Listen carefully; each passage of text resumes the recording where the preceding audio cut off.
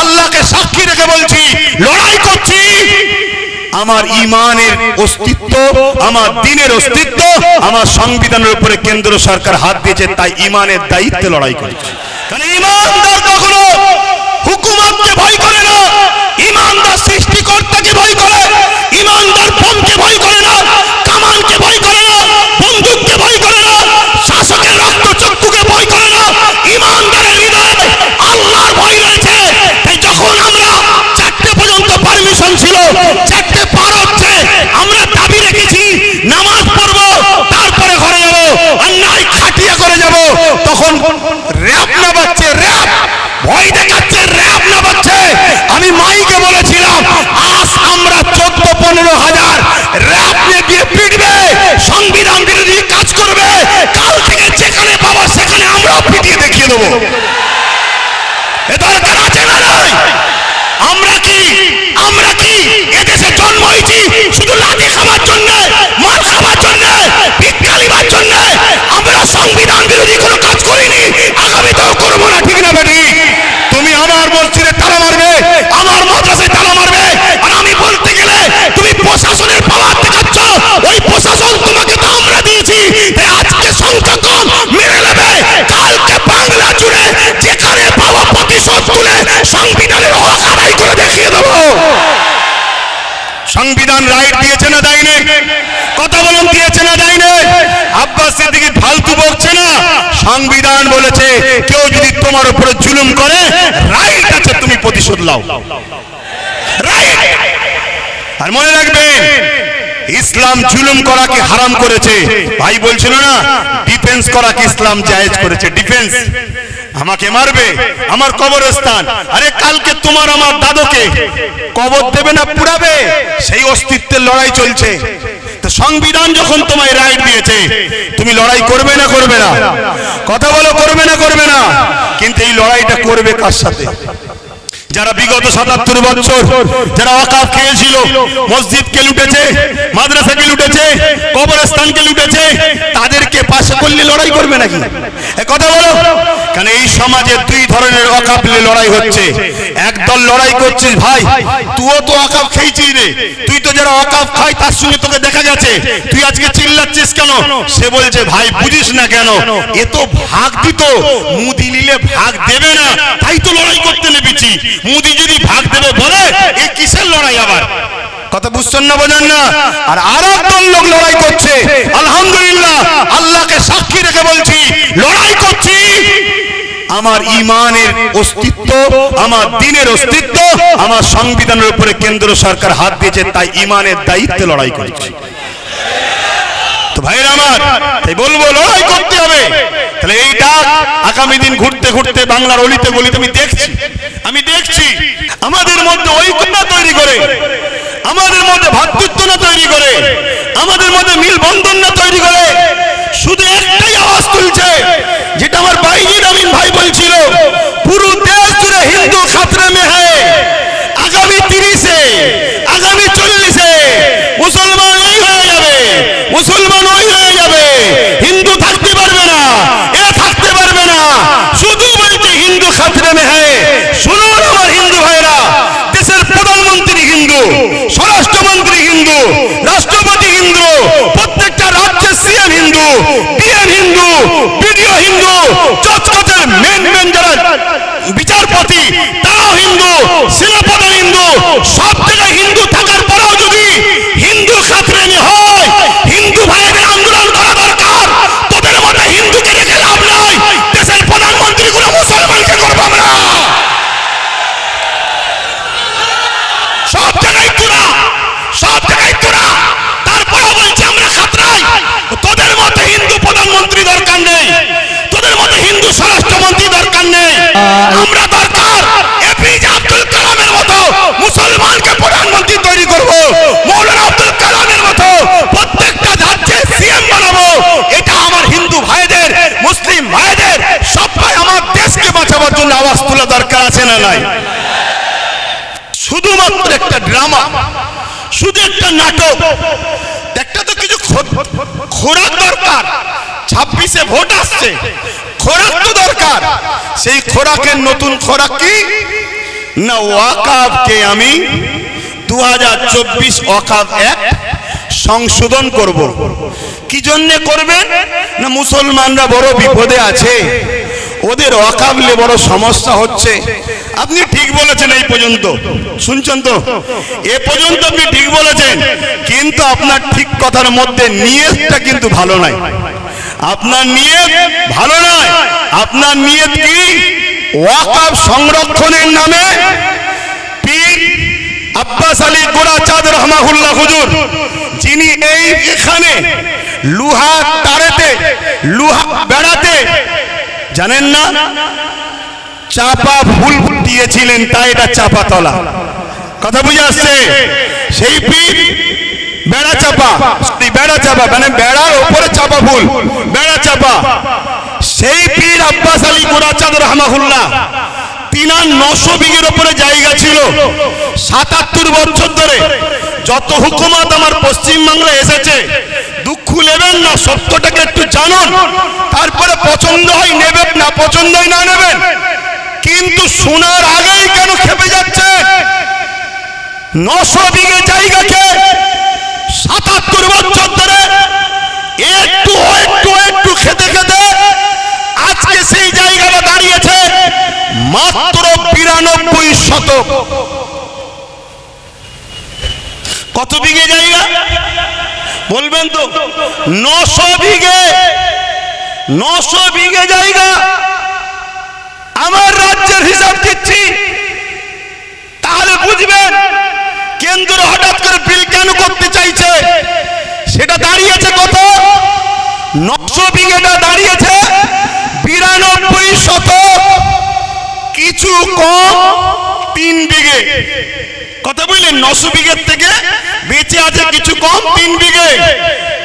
এখন মোদি বাবু হঠাৎ করে ভাবছে ওই 3 বিঘেটা তোরা খেতে পারবি না, এটা আমি খাবো। এজন্য বিল বানাতে চাইছে। যদি মুসলিমেরই সংরক্ষণ দরকার, তাহলে হাজার লক্ষ বিঘে হিন্দু ভাইদের দেওবন্দ সম্পত্তি আছে, সেই দেওবন্দ সম্পত্তি থেকে হিন্দু ভাইদের বিকাশ করুন, হিন্দু ভাইদের শিক্ষার ব্যবস্থা করুন, হিন্দু ভাইদের রুজি রুটি থাকার ব্যবস্থা করুন। আদিবাসী ভাইদের জল জঙ্গলের সম্পদ কর্পোরেশনরা লুটে লুটে বড় বড় বিল্ডিং তৈরি করে ফেলছে। আপনি যদি উপযুক্ত প্রধানমন্ত্রী হন, দেশকে যদি ভালোবাসেন, দেশবাসী সবকা সাথ সবকা বিকাশ যদি চান, তাহলে জল জঙ্গলের দখলকৃত সম্পদকে উদ্ধার করে আদিবাসী ভাইদের শিক্ষা, স্বাস্থ্য, রুজি রুটি, কর্মসংস্থান মূল সুরাতের দিকে টেনে নিয়ে আসুন। না, উনি শুধু মুসলমানদের দরদি হয়েছে। শুনছেন তো নাকি? এদিকে বলছে হিন্দু খাতরা নেই, আর প্রধানমন্ত্রী বলছে মুসলমানদের আমি উপকার করব। এই নাটক বুঝতে বাকি নয়। উনি এই বিলটা তৈরি করে পুরো দেশের 27 লক্ষ বিঘে সম্পদ, অঙ্কটা মনে রাখবেন, পুরো দেশ জুড়ে 27 লক্ষ বিঘে সম্পদ আছে। এই 27 লক্ষ বিঘে সম্পদকে পুরো গভর্নমেন্ট হাত করতে চাইছে। অর্থাৎ কেরলে 1400 বছরের একটা মসজিদ আছে, বাদশা চিরামান, যে বাদশা একদিন আকাশের দিকে তাকিয়ে দেখে পূর্ণিমার চাঁদ দুটুকরো হচ্ছে, এই দৃশ্যটা দেখে বাদশা চিরামান হিন্দু ঘরের সন্তান, তার মনের মধ্যে তারিখটা রয়ে গেল। একদিন হযরতে মালিক রহমাহুল্লাহ এমন করে কেরলে এসেছিল বিজনেসের জন্য। বাদশা চিরামান মহান হযরতে আব্দুল মালিক হুজুরকে জিজ্ঞাসা করলেন যে এই দিন চাঁদ দুটুকরো হয়েছিল, আপনারা তো আসমানি কিতাবের খবর রাখেন, বলতে পারবেন কি হয়েছে? হযরত আব্দুল মালিক বললেন, এক জাদুকর আমার লিডার, আমাদের প্রফেট, মনুষ্য জাতির সর্দার নবী প্রফেট মুহাম্মদ সাল্লাল্লাহু আলাইহি ওয়াসাল্লামকে কিছু মুজিজা দেখতে চেয়েছিল আসমানে, তাই আঙ্গুলের ইশারা করেছিল, চাঁদটা দুটুকরো হয়ে গিয়েছিল।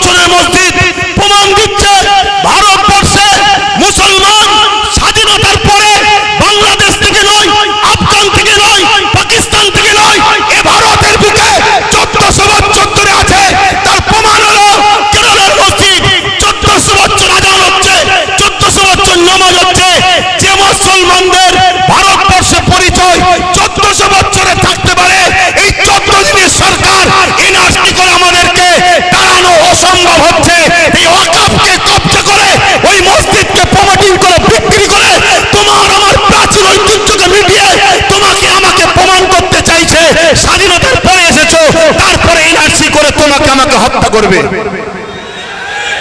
মাথায় ঢুকছে?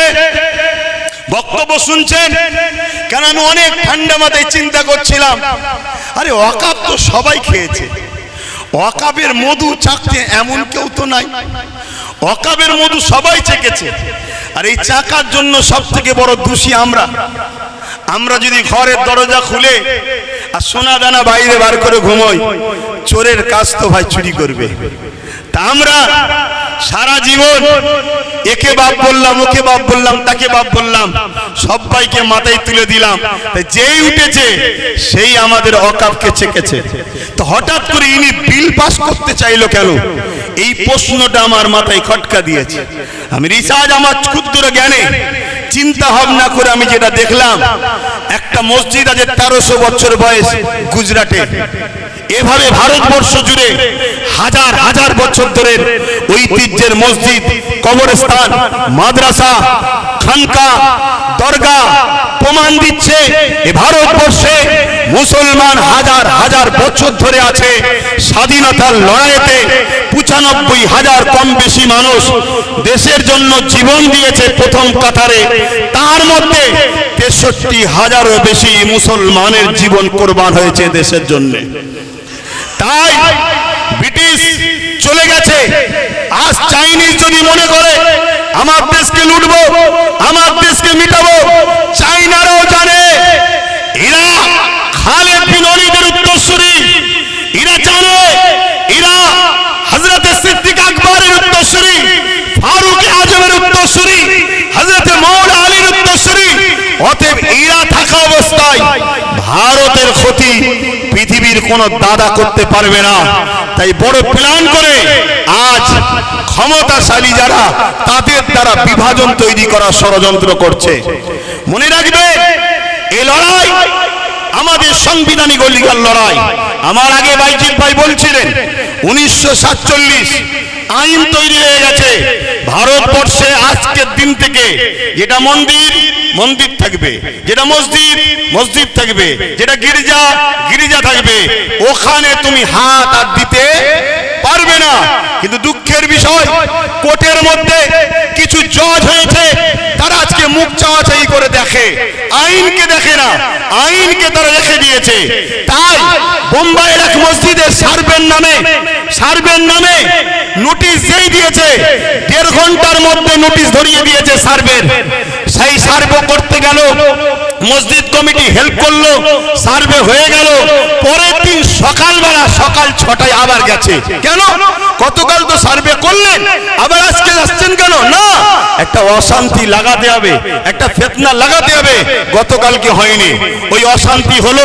সেই অশান্তিতে প্রশাসনের গুলিতে 5টা নিরীহ ভারতীয় জীবন চলে গেল।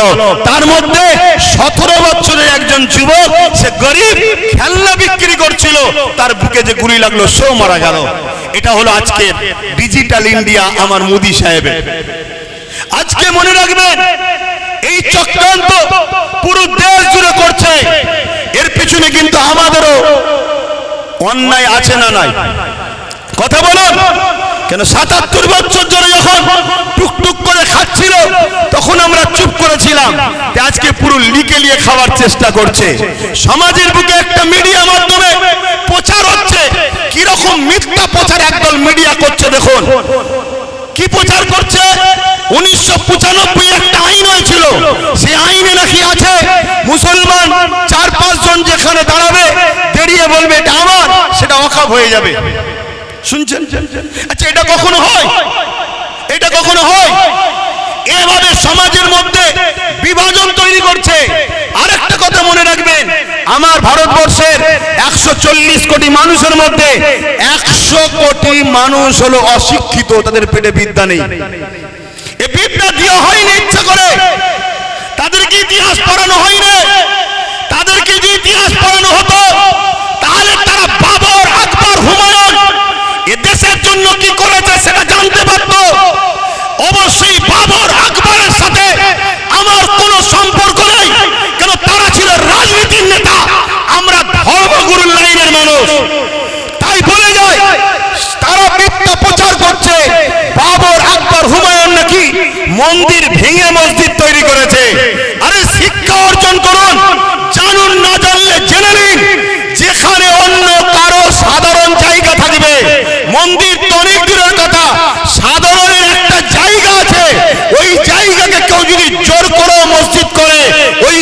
নামাজ হবে না। কেন? জোর করে ধর্ম হয় না, জোর করে গুন্ডাগিরি হয়। ধর্ম আর গুন্ডাগিরি দুজনে একে অপরে কখনো এক হতে পারে না। কিন্তু আজকে এইভাবে আমার দেশের একটা সমাজকে ভুল বুঝিয়ে দেশের মানুষের মধ্যে বিভাজন লাগিয়ে দিল। এটাই হলো আজকে কেন্দ্র সরকারের একটা ষড়যন্ত্র। এর বিরুদ্ধে আমাদের সংগ্রাম সোচ্চার হওয়া দরকার আছে না নাই? তাহলে ওয়াকফ বাঁচাবার জন্য লড়াইয়ের দরকার আছে না নাই? হাত তুলে বলে লড়াইয়ের দরকার আছে না নাই? একদিকে যেমন ওয়াকফ বাঁচবে, অপরদিকে সংবিধানের ঐতিহ্যটা বাঁচবে। হাত লম্বা করে তুলুন, দরকার আছে না নাই? এই একটা মিটিং করে দিলেই কি হয়ে যাবে? কথা বলুন, একটা মিটিং করে দিলেই হয়ে যাবে? এই বাঁচাবার পন্থা আছে, আপনাবান বাঁচাবার পন্থা আছে। যেভাবে আমরা আন্দোলন করছি গণতান্ত্রিক প্রক্রিয়ায়, এই আন্দোলনকে আরো বাড়াতে হবে। কি বাড়াতে হবে না হবে না? এইটা প্রতিটা জায়গায় করে করে আমার ভাই বলছিলেন যে আব্বাস সিদ্দিকী ভাই, অনেকে বলছে যে এত দেরিতে নামলো কেন? না বন্ধু, যখন তুমি কিছু জানতে না ঘুমোচ্ছিলে তখন ওয়াকফ সিগনেচার হয়েছিল, ভোটাভুটি হয়েছিল। সেই সময় কোনো দাদা, কোনো মুফতি মাওলানা কেউ নিজের বাড়ি ক্যাম্প তৈরি করে মানুষের ফরমে সই করায় না, সেটা আব্বাস সিদ্দিকী করেছিল। শুনে রাখো, তাতে ভোটাভুটি সিস্টেমে 50 লক্ষ লোকের স্বাক্ষর চেয়েছিল, সেটা 3.5 কোটির উপরে লোকের স্বাক্ষর হয়েছিল। সেটা আমি আমার বাড়িতে ক্যাম্প তৈরি করে মানুষকে দাওয়াত দিয়ে খাইয়ে সই করিয়েছিলাম যে ওয়াকফের বিরুদ্ধে সই করো, যে আমরা ওয়াকফ বিল চাই না, আমাদের যেটা আছে সেটাই থাক। বুঝে আসছে? দ্বিতীয় নম্বর কথা শোনো, আজকে এইখানেই শুধু শেষ করে দিলে হবে না, প্রতিটা জায়গায় করে করে, প্রতিটা জায়গায় আন্দোলন করে করে আমাদেরকে পশ্চিম বাংলার রাজধানী কলকাতায় যেতে হবে। প্রয়োজন হলে আমরা ব্রিগেড যাব। আপনারা প্রস্তুত আছেন? হাত তুলে বলুন, প্রস্তুত আছেন? প্রস্তুত আছেন? আপনারা ওই কে কে আসবে প্রশ্ন করবেন না, কে কে আসবে প্রশ্ন করবেন না। আমি একা থাকবো, সঙ্গে আওলাদে আল্লামা থাকলে অসুবিধা আছে আপনাদের? হাত তুলে বলুন, অসুবিধা আছে? কেন? আমরা জানি, আমরা জানি, ইতিহাসের পথে সাক্ষী দিচ্ছে, যতবার আমরা লড়াই করেছি, সংগ্রাম করেছি, সংখ্যা বেশি হলে আমরা জিতিনি, আমরা সংখ্যা কমে জিতেছি। সংখ্যা বেশি হবে আর তার মধ্যে যদি মুনাফেক ঢুকে যায় তাহলে আমাদের হার কিন্তু অনিবার্য, হারতেই হবে। কেন? মুনাফেক তোমার ঘরের ঘাটি টাটি প্ল্যান সব জানিয়ে দেবে। কেন? আমরা তো দেখছি, আমরা তো দেখছি ঠিক এমনই জিনিস হচ্ছে। কটায় জানাবে? টাইম আছে? তার টাইম আছে, আপনি 5 মিনিট বলবো? একটু সবাই সাক্ষী দেন, কেন কাজ কাম ছেড়ে এসেছে। 5 মিনিট, হ্যাঁ, একটু মন দিয়ে শোনেন। আমরা তো দেখছি সেই প্রবাদ বাক্য আছে না, পাড়ায় চোর পড়েছে, সবাই বেরিয়ে পড়েছে, চোর ধরো, চোর ধরো, চোর ধরো। আর চোরও ওই বিছখানে ঢুকে বলছে চোর ধরো, চোর ধরো, চোর ধরো, বলছে না? বলে না? আরে কলকাতায় ভিআইপি ভিআইপি জায়গা ওয়াকফের রাজ্য সরকারের আজকে আমলা বলেন, নেতা লিডার বলেন, তারা সব দখল করে বসে আছে। তারা আবার ময়া কাদা নেবে, কাঁদছে মুসলমান, চিন্তা করেনি আমরা তোমাদের ওয়াকফ বাঁচিয়ে দেবো। আচ্ছা বলুন, এটা কি ধোঁকা নয়? কথা বলেন, ধোঁকা না? ধোঁকা নয়? কেন? আমরা নাম ধরে বলতে পারি, কালীঘাটে টিপু সুলতানের সন্তানের মাজার রয়েছে, তার কবরের ওপরে দোকান হয়ে গেছে, ওটা ওয়াকফের জায়গা। আমি বললাম না আপনাদের পীর গোড়াচাঁদ আব্বাসী হুজুরের 900 বিঘে জায়গা আজকে হয়ে দাঁড়িয়েছে কত? 92 শতক। তাহলে এই লড়াইটা করতে হবে, কিন্তু এই লড়াই কোন গাদ্দার মুনাফিককে নিয়ে নয়। এই লড়াই আমরা সংগঠিত হব, প্রকৃত যারা সংবিধানকে ভালোবাসে, প্রকৃত যারা ইমানদার, আমরা সংগঠিত হয়ে এই লড়াই শুরু করেছি। ইনশাআল্লাহ এই লড়াইয়ের শেষ ইনশাআল্লাহ আমরা করেই দেখাবো। বলুন ইনশাআল্লাহ। আরেকটা ছোট্ট নমুনা দিয়ে যাচ্ছি। এই নদী পার হলে উপরে চুচুড়া, চুচুড়ায় একটা মসজিদ আছে, মাদ্রাসা আছে, 1000 বছরের, যার আজকের বাজার 10-20 হাজার কোটি টাকা। সেই সম্পদে তালা মেরে দিয়েছিল আজকের যিনি সরকার রয়েছে কেন্দ্রে, এই রাজ্যে তালা মেরে দিয়েছিল। অনেকে আন্দোলন করেছে, খুলতে পারে না। অনেকে আন্দোলন করেছে, খুলতে পারে না। মাত্র 12 থেকে 15 হাজার যুবক নিয়ে আহলে সুন্নাত ওয়াল জামাত আন্দোলন করেছিল।